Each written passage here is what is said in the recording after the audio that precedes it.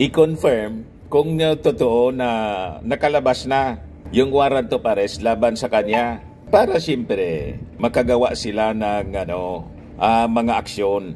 Pero siyempre, alangan man i-confirm ng Palasyo Malacanang. Di ba? Tulad ng nangyari mga kababayan kay Digong, nakatunog sila, kaya lang di nila ma-confirm. Umuwi si Digong. Pag-uwi ni Digong mga kababayan, ang sabi sa mga lumabas na kwento, may mga plan A, plan B, plan C.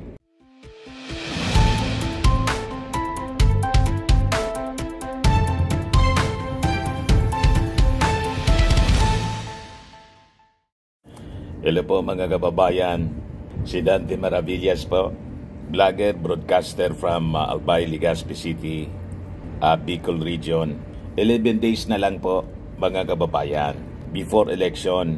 Huwag kalimutan po, i-number 1 ninyo sa balota, Ben Abalos. Iboboto ko sa Benar. Solid maglilis ng gulo. Higit 57,000 drug operations, lagpas 74,000 ang persons arrested. One of the highest ever na huling illegal drugs worth 33.8 billion pesos for the first 2 years ng pagiging DILG Secretary ang nagawa niya. Yan ang solid leadership.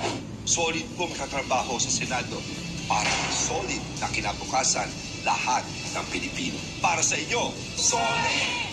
Abalos, numero 1 sa balota, solid sa Senado. Para niya, Mr. Maravillas, iba yung location mo, outside location ka. Nandito po ako sa roof deck ng aming Colossal Fitness Gym. Di ba? Ayan ang aming Colossal Fitness Gym. Pag umaga dito, mga kababayan, napakaganda ng view ng Mayon Volcano. Ay mga tao na rin sa baba. Ito yung office namin. Si Kuya nandun, no? Diba? Dito muna ako, mga kababayan. Walang internet kasi doon sa sa bahay namin. Kaya dito muna ako sa aming Colossal Fitness Gym. Ito yung roof deck po. Napakaganda ng view ng Mayon Volcano po. At yung mga leaders ng Albay, Legazpi City, most of them supporting Benhur Abalos. Kasi dati siyang DILG Secretary, siyempre, malaki yung kanyang naitulong para sa mga local government units. And in fact, hindi lang mga mayors, governors, congressmen ang sumusuporta sa kanya. Pati yung yung liga ng mga barangay sa buong Pilipinas. Di ba? Kaya si Benhur po, pumasok na po siya sa Magic 12 sa latest survey ng Tangere. O ngayon, pag-usapan na natin yung mga importanteng issue. Kasi kahapon, di ba, si Sara Duterte, the other day, nagsabi siya na nasa lista daw siya, mga kababayan, ng mga susunod na isi-serve ng warrant of arrest mula sa ICC, International Criminal Court. Sabi ni Sara, nasa hulian niya ako sa lista, pero based sa kanyang information, mga kababayan, sabi yan ni Sara, uunahin daw siya. Imbes na number 1 si Bongo, after na mahuli yung dating Pangulong Digong. Si Bato pala, si Bongo, yun ang mga priority dapat. Pero nasa huli daw siya ng lista, may mga information na uunahin siya. Ganon din mga kababayan yung sinasabi ni Amy Marcos. Parehas yung kwento nila, yung narrative. Diyan niya, Mr. Maravillas, ang tingin mo. Tingin ko po, propaganda lang. Although sabi nga natin, based sa report, matagal na ng Vera Files, talagang kasama po si Sara Duterte. Kasi yung investigasyon po ng ICC ginawa, yung mga extrajudicial killings na nangyari, hindi lang yung panahon na presidente yung kanyang tatay, kundi yung panahon na mayor pa sila ng Davao, si Digong, pati si Sara Duterte. Yan ang rason kung bakit kasama yung pangalan ni Sara Duterte. Pero yung balita na ang sabi, nakalabas na mga kababayan yung warrant of arrest, nag-react na po yung Palasyo Malacanang. Ito po, iparinig ko sa inyo yung sabi ni Jose Castro ng Presidential Communications Office. Yan po. May very hypothetical. So wala po kaming masasabi Ulitin very natin. hypothetical. So wala po kaming masasabi patungkol po dyan. At we are not dealing directly with the ICC. Kung meron pong katanungan patungkol po dyan, mas maganda po kung makikipag-usap sila sa ICC. Wala po tayong anumang impormasyon mula sa ICC. So wala pong information ng government kung kasama sina BP Sara, Senator Bongo, Senator Bato de la Rosa, yung mga dating ilang police officials, nakasama po sila doon sa kaso against FPRRD. Kung saan po nakuha ng Vice Presidente ang kanilang impormasyon, mas mabuti po sana kung sa kanila kukunin. Dahil sa panahon po ngayon, wala po kami masasabi patungkol po dyan. So yan po ang payag ni Jose Castro. Diyan Mr. Maravillas, ang tingin mo, anong analysis mo dyan? Sabi ko nga mga kababayan, kung halimbawa pa totoo yung sinasabi ni Sara Duterte na isusunod na siya kasi may warrant of arrest na laban sa kanila. Alangan naman po na sabihin nyo na kumpirmahin ng Palasyo Malacanang. O diba? Ako tingin ko, mga kababayan, nakatunog sila. Siyempre, may mga marites din. May mga assets din sila na pinagkukuhanan ng mga information. Hindi lang nila ma-confirm. Kaya ang ginawa ni Sara Duterte, mga kababayan, naglabas siya ng istorya para mag-react yung Palasyo Malacanang. I-confirm kung totoo na nakalabas na yung warrant of arrest laban sa kanya para siyempre makagawa sila ng mga aksyon. Pero siyempre, alangan man i-confirm ng Palasyo Malacanang. Di ba? Tulad ng nangyari, mga kababayan, kay Digong, nakatunog sila, kaya lang di nila ma-confirm. Umuwi si Digong. Pag-uwi ni Digong, mga kababayan, ang sabi sa mga lumabas na kwento, may mga plan A, plan B, plan C. Hindi po umobra. Siyempre, mas matindi yung intelligence ng ating gobyerno. Nagpaabong na ng mga members ng PNP sa Davao. Direct flight sana siguro.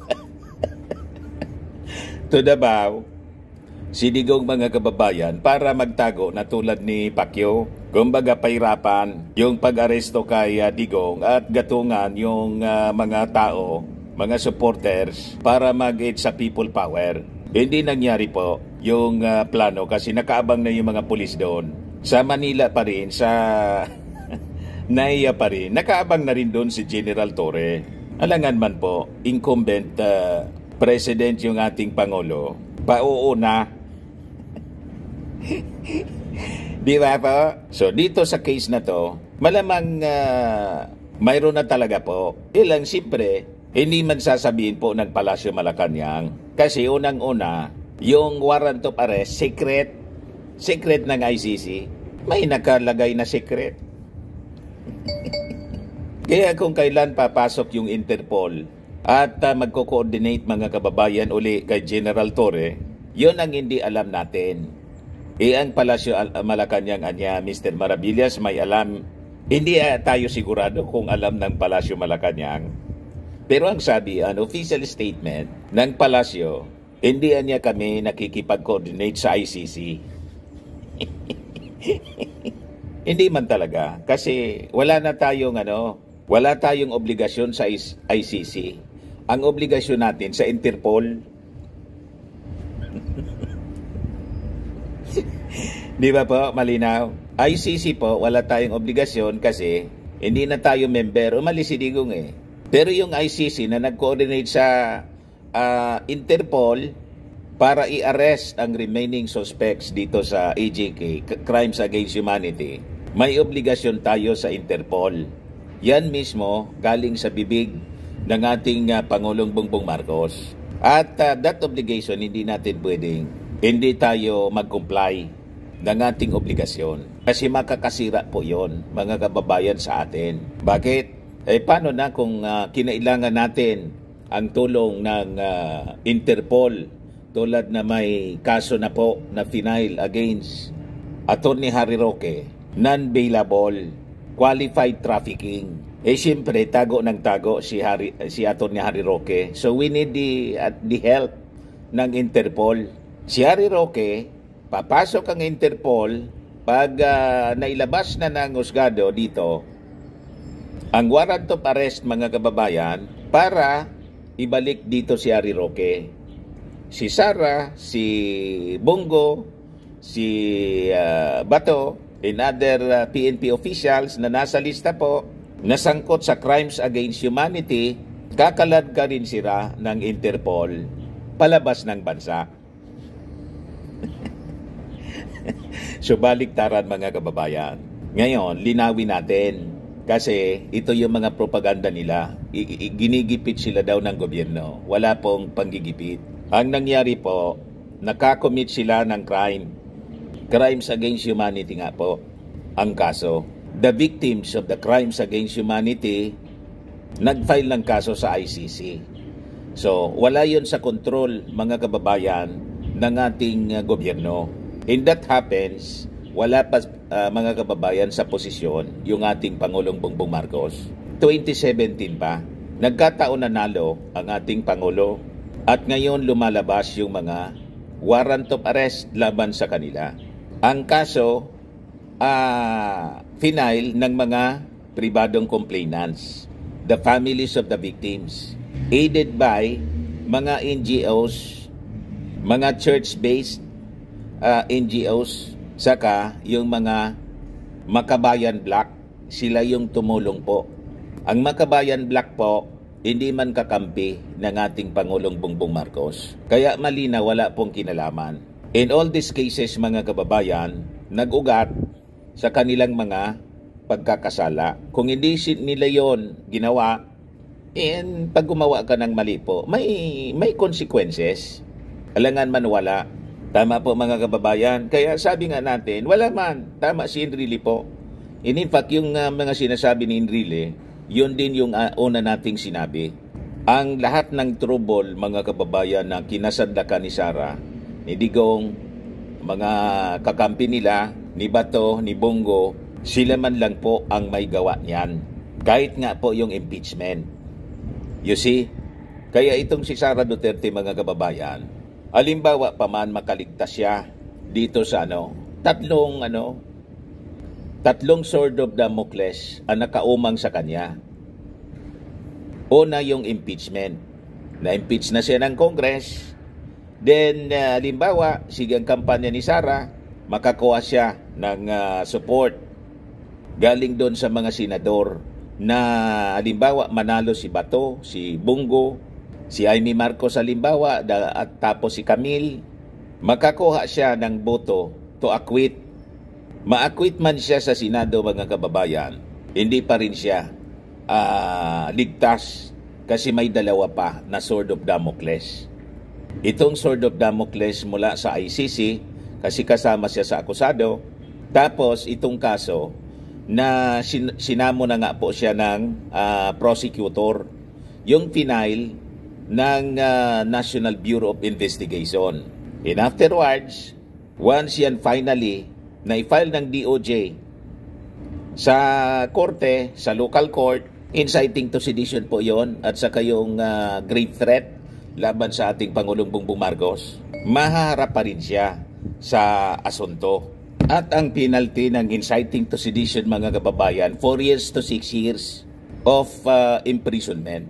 Meaning, apektado pa rin, mga kababayan, yung kanyang plano na tumakbo sa 2028 presidential elections.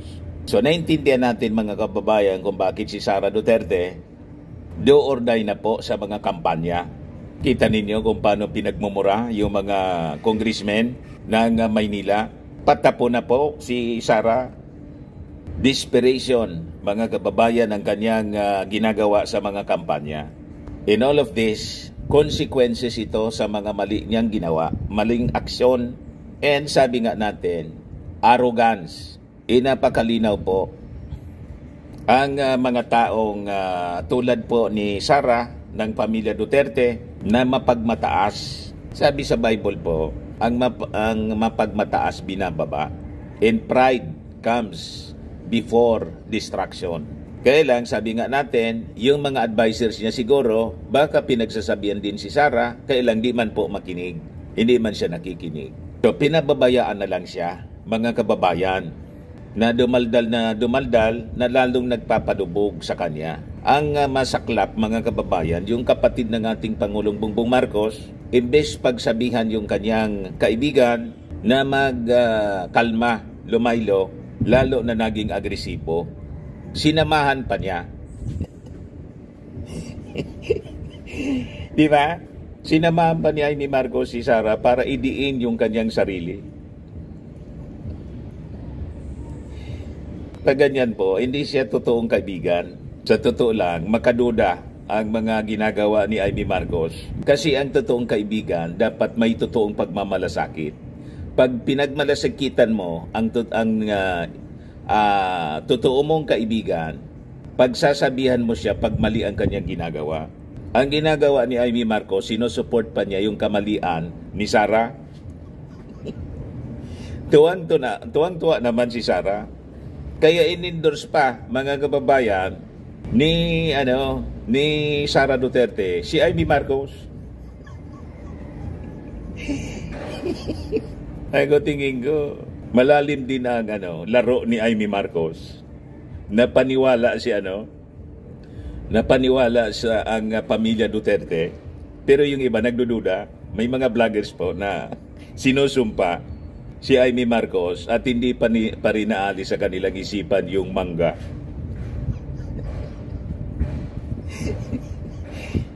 Diba? Pero halimbawa, matalo si Amy sa eleksyon, sa kakadikit mga kababayan kay Sara Duterte at kay Digong, that's served. Tama po yung investigasyon po ni Amy Marcos sa Senado. Hindi man yon sinasabi niya in aid of legislation. Hindi man po yon in aid of legislation. In aid of Digong yon and Sara. Kung ano ang motibo, mga kababayan ni Amy Marcos, bakit siya ganyan? Kasi sa mga investigasyon po, hindi man niya tinutumbok talaga yung Pangulong Bongbong Marcos. Kumbaga, ang gusto niyang pakasuhan sa ombudsman, sa bagay yung immune. Kasi sitting president pa yung ating Pangulo. Pero makalata ka kasi nagrekomenda doon sa kanyang press conference si Amy Marcos na kasuhan ng ombudsman yung mga nagplano na mga officials ng ating Pangulong Bongbong Marcos sa pagsiserve ng warrant of arrest na sa kanila po illegal yon, hindi tama. Pero hindi man minimension ng senadora ni Amy si PBBM. Dina-challenge nga po si Amy Marcos ng mga kakampi ni Digong at Sara. Pero tahimik siya doon. Basta ang laging sinasabi ni Amy, may mga nakapalibot na demonyo sa ating Pangulong Bongbong Marcos. Ibig sabihin, galit siya doon sa mga nakapaligid, kumukordon sa ating Pangulong Bongbong Marcos. Di ba? Masalimuot po ito, mga kababayan. Pero exciting. At you just have to read between the lines para maintindihan natin yung kanilang mga actions. At malamang sa malamang po, mga kababayan, yung ating mga analysis at pananaw dito sa mga aksyon ni Amy, na si Amy Marcos malamang may malalim na papel na ginagampanan, malamang yun ang totoo. Ano tingin ninyo po? So anyway, yun muna ang ating short video ngayong umaga. Ako po si Dante Maravillas. Bye-bye po. God bless. Ito naman po yung bago naming product na binibenta online. iGlow Serum Whitening po siya. Tingnan ninyo yung epekto sa aking anak na architect before and now. Yung mga inquiries po ninyo, dumiretso na lang kayo sa kanyang Facebook account, Riz Maravillas.